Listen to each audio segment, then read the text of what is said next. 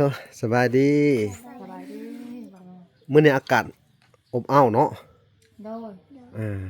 บ่ร้อนปานใดบ่มื้อนี้ร้อนอยู่ห้องธรรมดาเอ็งน้อยยังนอนอยู่หั่นเนาะนอนอยู่อ้าพี่น้องเอ้ยบ่มีพัดลมบ่มีหยังบ่มีหน้าต่างโดยพอนี้เจาะตัวนี้เด้อเจาะตัวนี้รอดเจาะพอได้แนมเบิ่งสวนนำแน่เนาะโดยอ่าเจาะเบิ่งไปได้เตียงใหม่โดยอ่าเขาอันนั้นเด้อเตียงใหม่เด้อโดยสบายพากันมานั่ง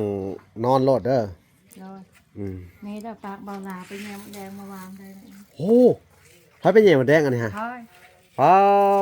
พี่น้องเอ้ยได้ละเดินเพิ่นแหย่หมดแดงพี่น้องเอ้ยเดี๋ยวนึง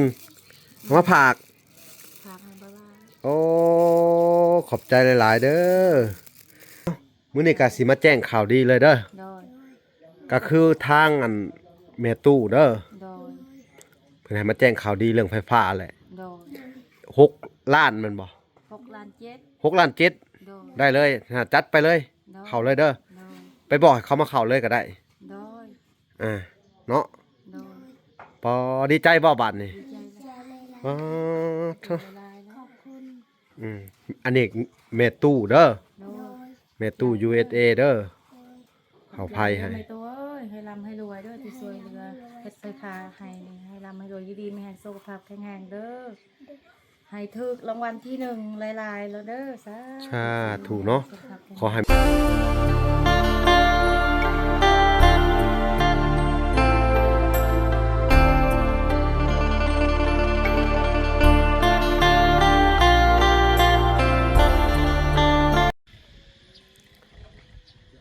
โอเคพี่น้องเอ้ยเนาะหลังจากที่ทางวลาได้มาหับเตียงเนาะหรือว่าทางเจ้าของเตียงเพิ่นกะมาตามหลังพี่น้องเอ้ยเนาะแล้วก็สิได้มาจ่ายเงินให้เพิ่นน้ำแน่เนาะอันนี้ก็เป็นคลิปที่2เนาะพี่น้องเอ้ยเนาะหลังจากที่กลับมาจากบ้านทางงานแม่ตู้ไทยพี่น้องเอ้ยแล้วก็สิเข้ามาแวะเยี่ยมยามเพิ่นอีกทีนึงแล้วก็สิได้มาจ่ายค่าเตียงเพิ่นพี่น้องเอ้ยทางเจ้าของเตียงเพิ่นก็มาหับเงินแหละพี่น้องเอ้ยเดี๋ยวสิเข้าไปเยี่ยมยามทางบัวสีแล้วก็แล้วลูกๆเพิ่นพี่น้องเอ้ย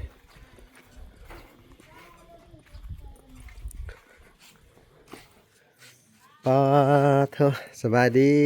สบายดีบ่มื้อนี้อากาศอบอ้าวเนาะโดยบ่ร้อนปานใดบ่มื้อนี้ร้อนอยู่ห้องธรรมดาเอ็งน้อยยังนอนอยู่หั่นเนาะนอนอยู่พี่น้องเอ้ยบ่มีพัดลมบ่มีหยังบ่มีหน้าต่างโดพอนี้เจาะตัวนี้เด้อเจาะตัวนี้รอดเจาะพอได้แนมเบิ่งสวนนำแน่เนาะเจาะเบิ่งไปได้เตียงใหม่โดยเขาอันนั้นเด้อเตียงใหม่เด้อโดยสบายพากันมานั่งนอนโลดเด้อโดยนี่เด้อปากเบาหลาไปแยมแดงมาวางได้เลยโอ้ถ้าเป็นแหย่หมดแดงอันนี้ฮะเฮ้ยป้าพี่น้องเอ้ยได้ละเดินเพิ่นแหย่หมดแดงพี่น้องเอ้ยเดี๋ยวนึงเอามาผากให้เบาหลาโอ้ขอบใจหลายๆเด้อกับพอดีทางเวลาสิได้เมื่อวานจะกินหน่อยนึงแล้วแบ่งไว้ให้เบาหลาน้ำคือใจดีแท้พี่น้องป้าแหย่อุ้มลูกป้าแหย่เนี่ยบ่แม่ขอบใจเด้อขอบคุณหลายๆมีกินอยู่บ่แหละมีอยู่เนาะมีจึงแบ่งปันให้แบ่งปันให้เวลาโอ้ไข่หมดแดงพี่น้องเอ้ยหายากได้นี่เนาะอยู่ทางในเมืองเนาะแต่อยู่บ้านนอกนี่ก็พอได้กินอยู่แต่ว่าแต่มันก็ยากน้ำลูกน้ำเต้าแหละไปแย่กันเนาะขอบใจเด้อไปแย่กับไผเนี่ยลูกก็เอาน้องโอ้ลูกก็ลูกเอาน้องแต่จะไปแย่ผู้เดียวคือว่ามื้อน่ะไปกุยลูกไปแย่มื้อนั้นเราบ่อยู่เราไปโรงเรียน2 คนนี่ไปโรงเรียนน้องรีแพรกับอันน่ะเมื่อวานจะให้มันกินนมกวดไปเลยไปประมาณ1 ชั่วโมงนึงไปได้เนาะเอ้ามื้อนี้ก็สิมาแจ้งข่าวดีเลยเด้อก็คือทางอันแม่ตู้เด้อเพิ่นให้มาแจ้งข่าวดีเรื่องไฟฟ้าแหละ6 ล้านแม่นบ่6,700,000 6 ล้าน 7ได้เลยจัดไปเลยเข้าเลยเด้อไปบอกให้เขามาเข้าเลยก็ได้เนาะพ ปอดีใจบ่บัดนี่ ดีใจ ใจเลยล่ะ อ๋อ หลายๆ ข แล้ว อบคุณ อืมอันนี้แม่ตู้เด้อ โด โด ย ย แม่ตู้ USA เด้อ โดย เขาภัยให้ ไม่ตัวเอ้ยให้ร่ำให้รวยเด้อที่ช่วยเหลือเฮ็ดใส่คาให้นี่ให้ร่ำให้รวยอยู่ดีมีแรงสุขภาพแข็งแรงเด้อให้ถูกรางวัลที่หนึ่งหลายๆแล้วเด้อสา สาธุเนาะ สุขภพแข็งแรง ขอให้มีตู้มีโชคมีลาบเนาะ แม่นมีโชคมีลาภ ทานไปแล้วก็ไหลขึ้นมาคือเก่าเพิ่นว่าทานมื้อเช้าไหลเข้ามื้อแรงเนาะ โดย เนาะ สาธุ ขอให้โชคใหญ่เข้ากับแม่ตู้เนาะให้เพิ่น แม่น มีทุนมีฮ้อนที่เพิ่นได้สร้างสาไว้เนาะพี่น้องเนาะ โดย ขอให้เทวุเทวดา แม่น ปกปักรักษา โดย เนาะ โดย และก็ให้เพิ่นมีโชคก้อนใหญ่ถึกรางวัลที่1แจ็คพอต สาธุให้เขาถูก อเมริกาเหรอเนาะ โดย สาธุทางแม่ตู้ USA ค่ะเพิ่นก็เบิ่งเจ้าอยู่เด้อ โดย เพิ่นก็ได้บอกว่าหลานนี่แหละ โดย ให้มาจัดการเรื่องไฟฟ้าให้เจ้าเลยเพิ่นว่าเด้อ โดย อืมดีใจแหละทำนี่เนาะ ดีใจหลายๆแล้ว พอมีไฟเนาะ โดย สิได้ใช้อันไฟฟ้าเห็นหุงกันแน่เนาะ โดย อืมในเรื่องของสวนก็จัดการเลยเด้อ โดย เดี๋ยวเฮาสิสอบถามเบิ่งอันเรื่องของอันรถเจาะน้ำก่อนเพราะว่ารถเจาะน้ำนี่มันอยู่ไกล โดย เฮาสั่งต้องประมาณ 3-4 มื้อผมมันจังมาเนาะ โดย พอเวลามันมากับมาสวนทางกัน เพราะว่าเขาสิหยุดในช่วงอันนี่แหละน้ำมันมันแพงแหละมุ้ยพยากเจาะบัดนี้ โดย ค่าแรงมันก็สิแพงขึ้นไปอีกบาทนี้แล้วก็เศรษฐกิจโลกมันก็พันป่วนเนาะคือในเรื่องของน้ำมันนี่อ่ามันพันป่วนแห้งอะไรคือเฮ็ดให้คนที่ใช้รถบ่หรือว่า เจาะน้ำคือพวกอันน่ะเมื่อสิที่เขาเลาะเจาะน้ำนี่มันก็ค่าแห้งมันก็จะเพิ่มขึ้นอีก จากตะกี้4ล้านใกล้ขึ้นไปที่5ล้านก็มีบางบ่อน แล้วคือบางบ่อนเฮานี่เพิ่นว่า4ล้าน5ก็สิ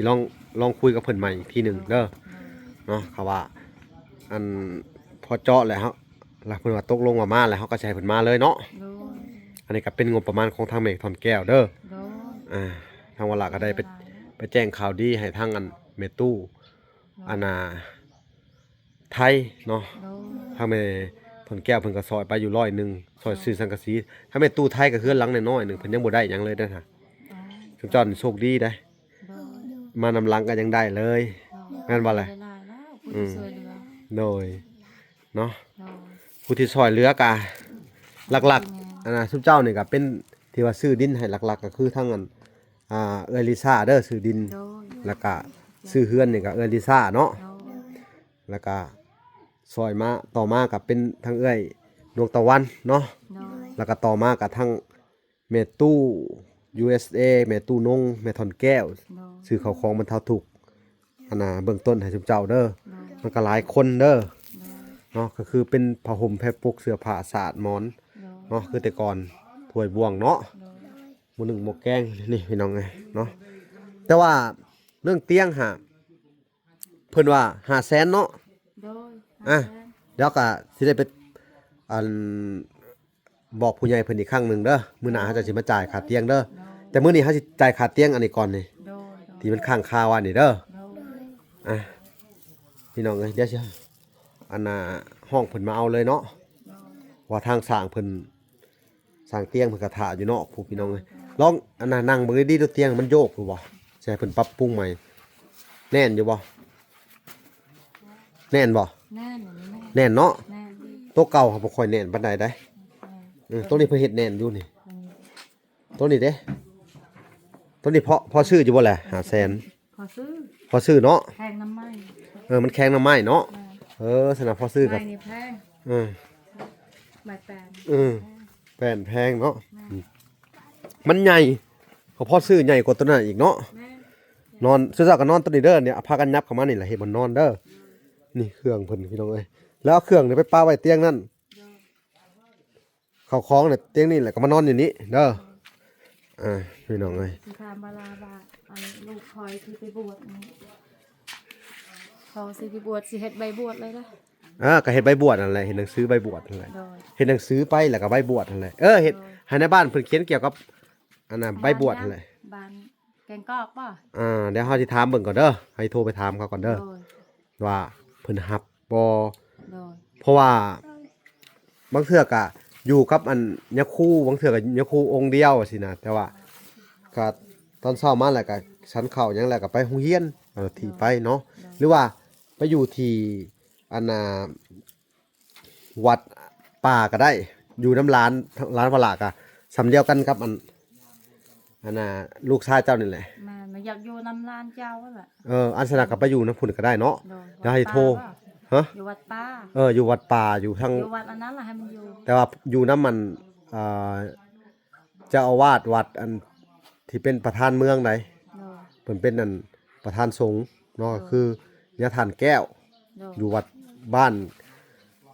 วัดป่าบ้านดงนงคุณ โดย เมืองจำพรอยู่แกงกอกเนาะ อยู่พุ่นแล้วมัน เพิ่นพร้อมแหละมันบ่ พร้อมหนึ่งมันอยู่พุ่น อืม มันไปเฮ็ดกินให้ คนแก่อยู่พุ่น เนาะเอาชนะกะเดี๋ยวเฮาสิไปปรึกษารายละเอียดไปปรึกษารายละเอียดก่อนเด้อ โดย ปรึกษารายละเอียดแล้วก็ทางหน้าว่าหับเอาแหละก็ทางวลาก็สิได้อันนั้นเด้อ โดย ได้พาเพิ่นอันไปเลย โดย มื้อใดว่างๆเนาะ โดย แต่ตอนนี้ขอเฮ็ดภารกิจก่อนเด้อ โดย ภารกิจยังอันภารกิจก็เฮ็ดให้เจ้านั่นแหละเข้าน้ำ โดย จอน้ำแล้วก็เข้าไฟฟ้าแล้วก็เฮ็ดอันน่ะให้มันเรียบร้อยก่อนจะสิไป โดย โดย สั่งไม้ให้ซาวลีหยังเรียบร้อยก่อนเนาะ โดย ภารกิจหลายอีหลีรอ โดย เอ้าดีใจนำเด้อมีข่าวดีเข้ามา โดย สองอย่างพอดีเลยพร้อมกันเนาะ โดย แต่ว่าทางอันเอื้อยเพิ่นก็ติดต่อมาอยู่ทางเอื้อยอันดวงตะวันเนาะแต่ว่าทางบลาก็เข้ามานี่มันยังติดต่อบ่ได้เนาะ โดย เดี๋ยวเฮาออกไปพุ่นแหละเฮาจะได้โทรพูดคุยกับเพิ่นเด้อ โดย ว่าเป็นจังไดกะเนาะ โดย อ้าวโอเคพี่น้องเดี๋ยวเฮาสิให้ทางอันสร้างเพิ่นสิเมื่อแหละ โด